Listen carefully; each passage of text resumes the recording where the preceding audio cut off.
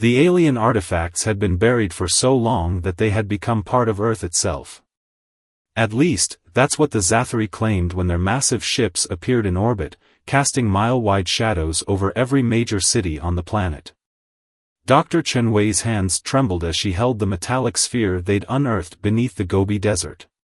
For 3 months, she'd led the archaeological team that discovered these mysterious objects scattered across the globe. Now, as she watched the alien transmission playing on every screen worldwide, her excitement turned to dread.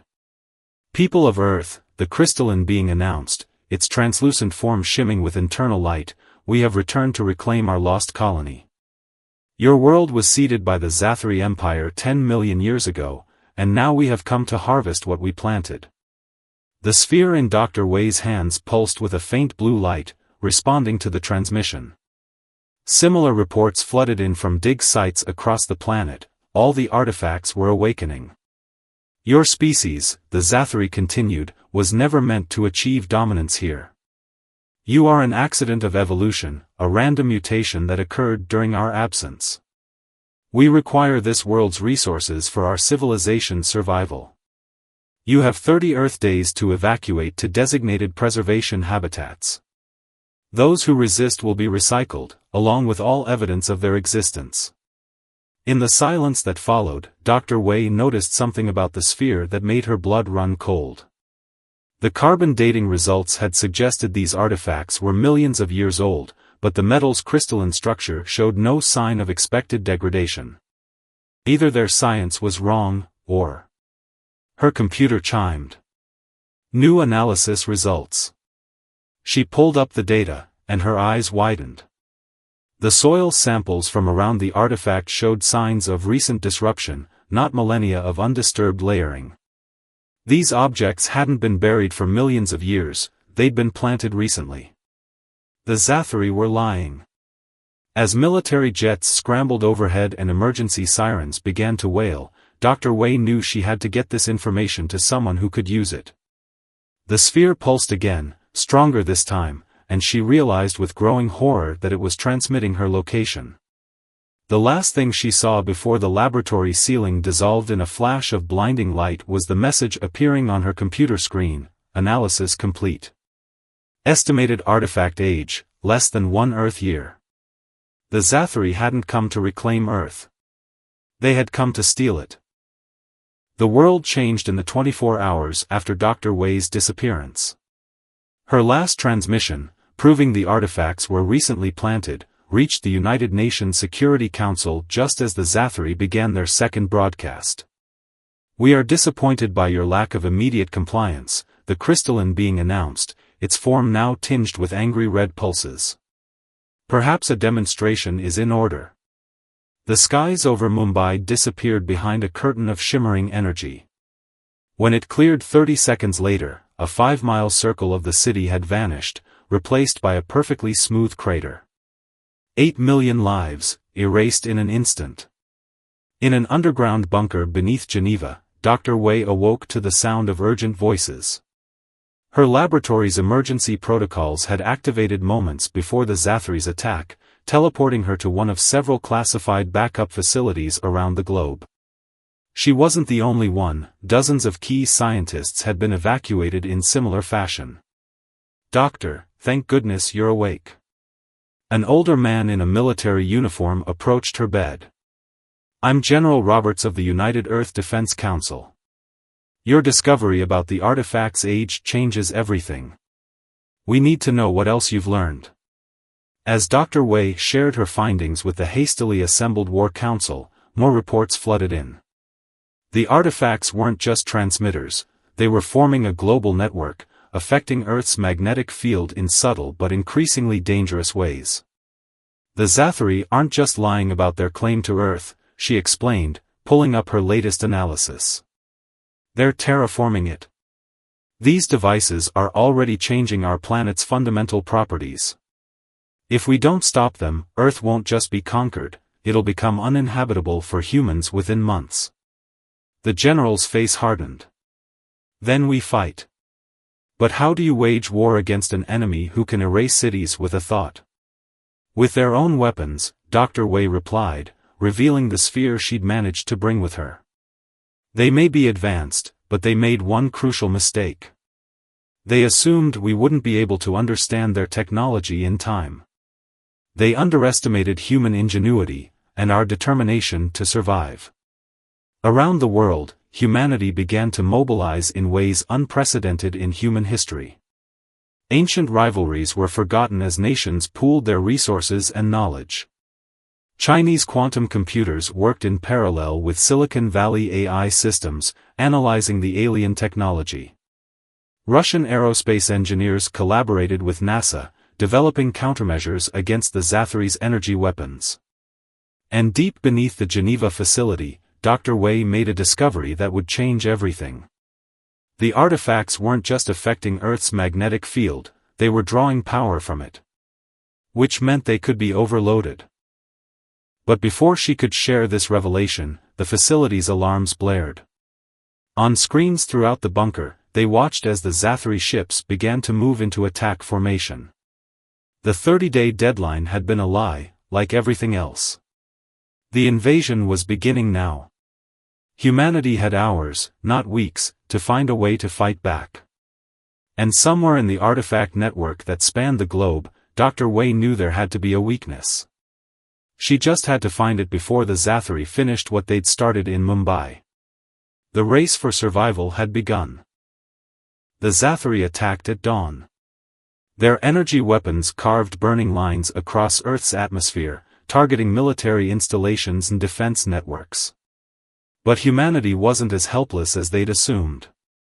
The moment their ships moved into attack position, they triggered a web of countermeasures that had been prepared in secret during those precious hours of warning. Dr. Wei watched from the Geneva Command Center as the first wave of attacks struck, and largely missed their marks. The artifact's effect on Earth's magnetic field hadn't just been changing the planet, it had also given humanity's scientists vital data about Zathari technology. They'd used that knowledge to create electromagnetic deflection shields, crude but effective. "It's working," General Roberts announced as reports flooded in. The Zathari weapons, so devastating against Mumbai, were being scattered by the magnetic distortions. Not enough to stop them completely, but enough to give humanity a fighting chance. The aliens' response was immediate and furious. Their ships descended lower, pressing their attack with conventional energy weapons. But this, too, had been anticipated. Surface-to-air defense systems, hastily modified with insights from Dr. Wei's research, opened fire worldwide. The first Zathari ship fell over the Siberian wilderness, its crystalline hull shattered by precisely targeted electromagnetic pulses. A second crashed into the Pacific after Australian Defence Forces exploited a weakness in its propulsion system. Each victory was costly. For every alien ship disabled, several human cities suffered heavy damage, but humanity was fighting back. In Geneva, Dr. Wei barely noticed the battle raging overhead. She was focused on a pattern emerging in the artifact network's behavior. Every time a Zathari ship was damaged, the nearby artifacts pulsed with increased activity. They weren't just terraforming devices, they were part of something larger. "The network," she muttered, fingers flying across her keyboard. "It's not changing Earth's magnetic field, it's mapping it." But why? What are they looking for? The answer came from an unexpected source.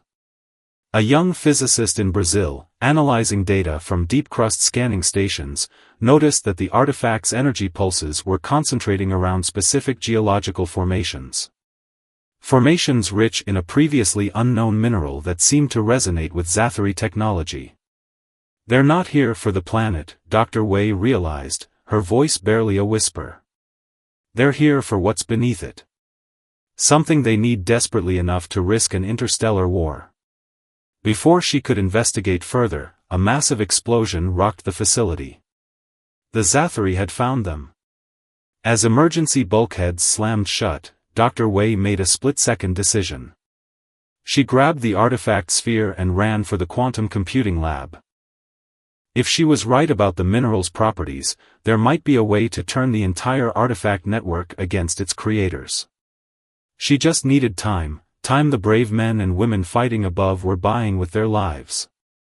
As she worked, reports continued to stream in: New York under siege, Tokyo holding the line, London's defenses barely intact. But everywhere, humanity was fighting back with everything they had. The Zathari had expected to find a primitive species ready for harvest. Instead, they'd awakened a global giant that refused to fall. And as Dr. Wei's fingers danced across the quantum interface, connecting the artifact to Earth's deepest secrets, she knew humanity had one more surprise in store for their would-be conquerors. The true power of Earth was about to be unleashed. The quantum computer's holographic display filled the laboratory with a ghostly blue light as Dr. Wei's calculations took shape. The artifact sphere, now integrated into the system, pulsed in sync with the streaming data. What she saw made her gasp. The mineral isn't just rare, she breathed, it's impossible. According to the analysis, the crystalline structures in Earth's crust shouldn't exist. They defied known physics, creating microscopic ruptures in spacetime itself. The Zathari weren't after Earth's resources, they were after the very fabric of reality beneath its surface. Dr. General Roberts burst into the lab, his uniform scorched from the ongoing battle above. We're running out of time. The magnetic defenses are failing. Dr. Wei pointed to the display. Look at this. The mineral they're after, we're calling it impossibilium, it's not just unique to Earth. It's unique to the universe itself. Somehow, the specific conditions of Earth's formation created something that breaks the rules of physics. A distant explosion rocked the facility. The general steadied himself against a console. How does this help us fight them? Because now I know why they're really here. Dr. Wei's fingers flew across the interface.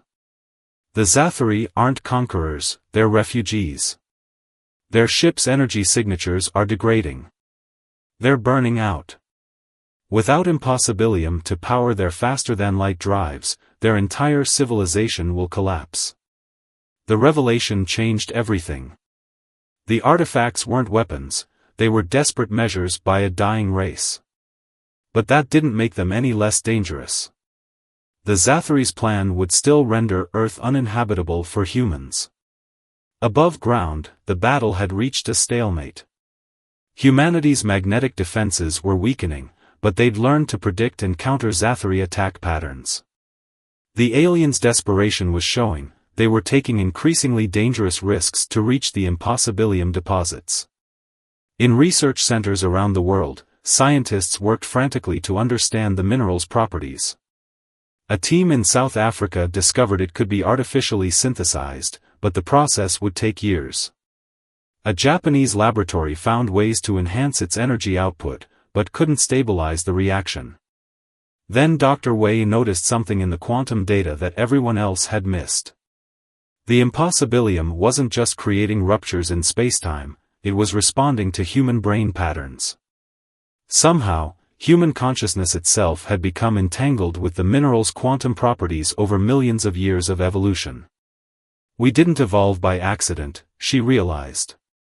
We evolved because of it. We're part of the equation.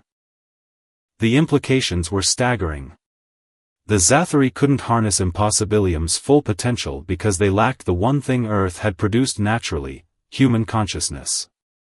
Their attempts to terraform the planet would destroy the very thing that made its unique mineral valuable. Before Dr. Wei could process this discovery, the facility's AI issued a dire warning.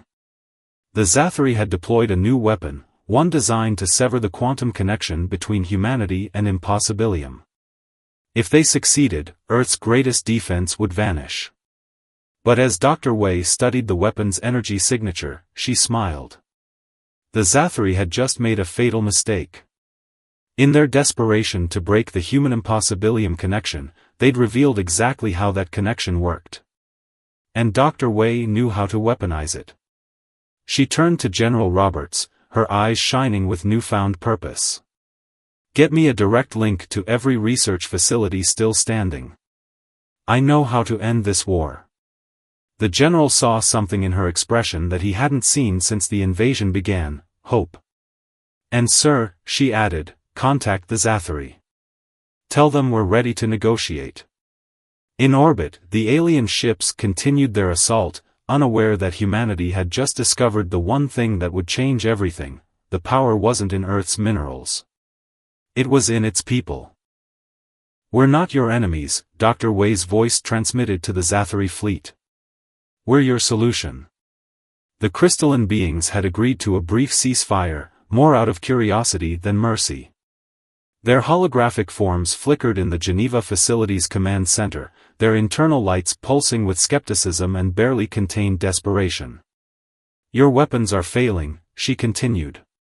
"Your ships are burning out. We know you need impossibilium to survive. But you can't extract it without us." The lead Zathari commander's form flared bright red. "You understand nothing. Our civilization spans galaxies. We have transformed thousands of worlds. You are. We are the key," Dr. Wei interrupted, activating the quantum display. "Watch." Around the world, at her signal, hundreds of scientists pressed their hands against artifact spheres. The global network lit up with unprecedented energy as human consciousness interfaced directly with impossibilium. The quantum readings were off the scale. In orbit, the Zathari ship sensors registered power levels they'd never seen before.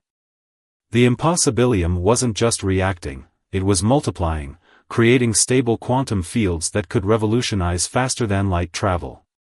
"Impossible," the commander whispered. "No," Dr. Wei corrected.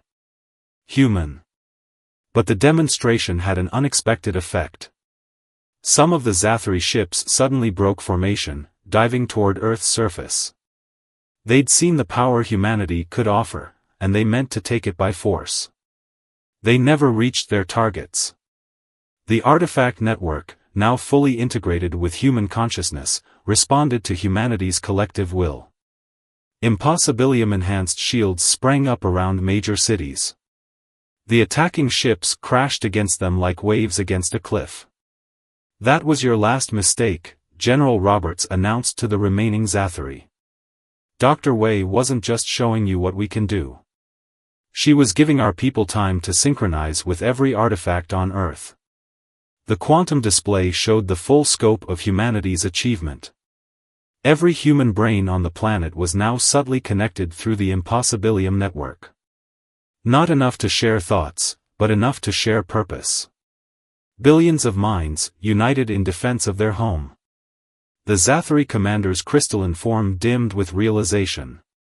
Their weapons, their technology, their vast imperial might, none of it could match the power of an entire species working in perfect harmony with the quantum fabric of space itself.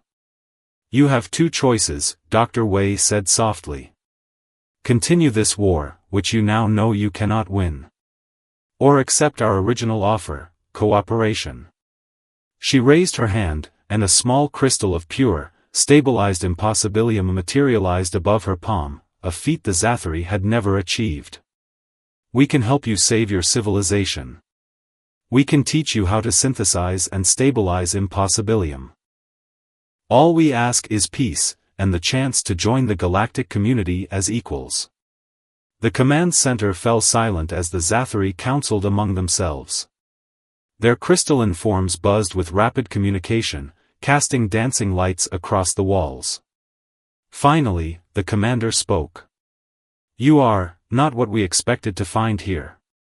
"We get that a lot," General Roberts said with a grim smile. But before the Zathari could formally respond, the quantum network detected something massive approaching Earth at faster-than-light speeds. Dr. Wei's eyes widened as she read the energy signature. "They found you," she said to the Zathari commander. "The ones you're running from. And they're not slowing down." The commander's form paled to nearly transparent. "The Devourers. They track impossibilium use. Your demonstration was like lighting a beacon," Dr. Wei finished. She turned to the general. Sir, I suggest we temporarily postpone the peace negotiations. Agreed. He faced the Zathari commander. I assume these devourers are why you were in such a hurry to gather Impossibilium? The commander's form shuddered. They consume entire galaxies. We thought we could outrun them. Well, Dr. Wei said, her mind already racing with possibilities, now you don't have to run. Now you have us. As the quantum network registered more massive objects dropping out of faster-than-light travel, humanity and the Zathari faced a choice: stand together, or fall alone. The Devourer's ships made the Zathari fleet look tiny in comparison. They emerged from faster-than-light travel like vast, dark tears in space, living void ships that consumed everything in their path. The quantum network's readings were clear: these weren't ships in any conventional sense. They were organic machines that fed on Impossibilium, leaving dead galaxies in their wake. How many worlds? Dr. Wei asked the Zathari commander. Thousands. The crystalline being's light pulsed with ancient grief. We thought we were the most advanced civilization in the galaxy until we encountered them. They followed us from sector to sector, consuming every world we fled to. Earth was to be our last hope. General Roberts studied the tactical display as more Devourer ships appeared. How do they usually attack? They don't attack, they feed. Their ships will latch onto your planet's crust and begin extracting Impossibilium directly. The process destroys everything. Dr. Wei's fingers flew across the quantum interface. But they've never encountered Impossibilium bonded with human consciousness before. Look at these readings, they can't detect the stable Impossibilium we created. They can only sense the raw deposits. The Zathari commander's form brightened with realization. If we could mask the raw deposits, we could make Earth appear worthless to them, Dr. Wei finished. But we'd need to convert massive amounts of Impossibilium quickly. The human consciousness link would have to be scaled up dramatically. That would require our ship's power cores, the commander said. You would need to trust us with direct access to your artifact network. The room fell silent. After everything that had happened, after Mumbai and all the other attacks, trust seemed impossible. But as the Devourer's ships moved closer, spreading their dark tendrils through space, humanity's choice became clear. Trust goes both ways, Dr. Wei said. You'll have to link to human consciousness too. There's no other way to stabilize the reaction. The commander's crystalline form flickered uncertainly. Such a joining has never been attempted between species. The physiological differences will be bridged by Impossibilium, Dr. Wei interrupted. It's what makes Earth special. It doesn't just break the laws of physics, it breaks the barriers between minds. General Roberts stepped forward.